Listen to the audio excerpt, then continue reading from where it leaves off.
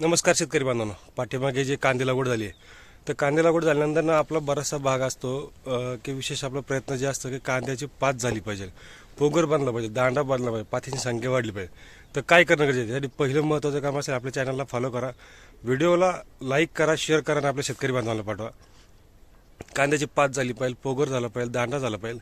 त्याच्यात महत्त्वाचं काम आहे ते निश्चितच या ठिकाणी आपल्याला, कारण उत्पादन चांगल्या पद्धतीने निघालं पाहिजे, टिकवून क्षमता चांगली राहिली पाहिजे, साईज झाली पाहिजे, फुगवून झाली पाहिजे. त्यासाठी आपल्याला या ठिकाणी नॅनो डीएपी अर्थात कोरोमंडल फर्टिलायझर जे नॅनो डीएपी येते, एकरी 2 लिटर पाटपाणी असेल, ड्रीप असेल त्या पद्धतीमध्ये द्यायचे. एक साधारणपणे आपण एक 15 दिवसाच्या पुढे किंवा 25 दिवसाच्या पुढे आपण या ठिकाणी देऊ शकतो. ते आपल्याला एकरी 2 लिटर.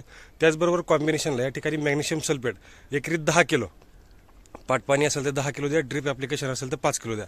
मात्र नॅनो डीएपी आपल्याला कंपल्सरी 2 लिटर या ठिकाणी ठेवायचे. त्याचा रिझल्ट खूप सुंदर आणि चांगल्या पद्धतीने मिळणार आहे. म्हणजे पाथीची संख्या असेल, पोगर आहे, दांडा आहे, हे आपल्याला चांगल्या पद्धतीने होणार आहे आणि निश्चितच त्याचा फायदासुद्धा आपल्याला होणार आहे. तर निश्चितच यासाठी पोगर, दांडा, पाथीची संख्या वाढण्यासाठी आपल्याला या ठिकाणी हे जे 2 कॉम्बिनेशन आहे हे खूप गरजेचं आहे, ते आपल्याला या ठिकाणी कंपल्सरी करायचं आहे. निश्चितच ही माहिती आवडली असेल तर व्हिडिओला लाईक करा, शेअर करा आणि आपल्या शेतकरी बांधवांना पाठवा. धन्यवाद.